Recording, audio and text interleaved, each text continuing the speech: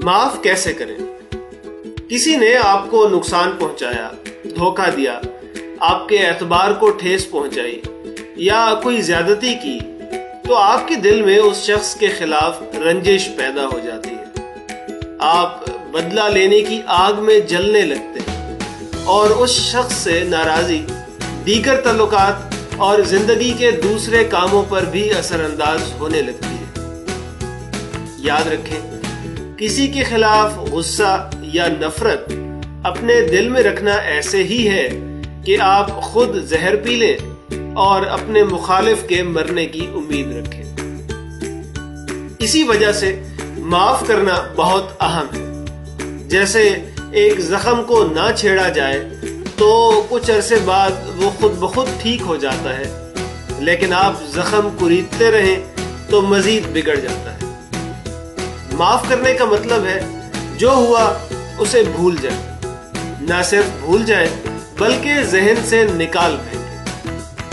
लेकिन माफ करने का ये मतलब हरगिज नहीं कि जिस शख्स ने आपको नुकसान पहुंचाया आप उस पर एतबार भी करने लगे।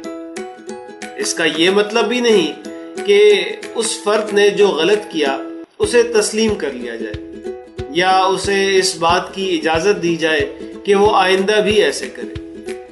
माफ करने का ये मतलब भी नहीं कि आप उस शख्स से कभी कोई वास्ता रखें। माफ करने का अमल आपके अपने लिए है, उस शख्स के लिए नहीं जिसने आपसे ज्यादती की।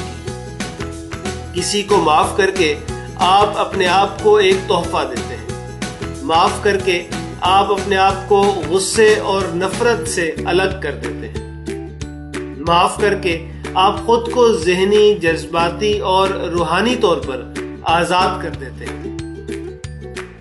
इसके लिए सबसे पहले अपने आप को माफ करें। अगर आपके जहन में ये ख्याल आता है कि मेरे साथ ऐसा क्यों हुआ, मैं इतना मासूम कैसे हो सकता हूँ या हो सकती हूँ, मैंने ये बेवकूफ़ी क्यों की, तो ऐसे तमाम ख्यालात को जहन से निकाल दें और सोचें कि हर सूरत हाल कुछ ना कुछ सिखा कर ही जाती है। खुद से पूछें कि इस सूरत हाल से आपने क्या सीखा। इसके बाद आप उस फर्द को माफ कर दें जिसने आपको नुकसान पहुंचाया। ये बहुत मुश्किल है, लेकिन अगर आप माफ करने पर रजामंद हों तो नामुमकिन नहीं।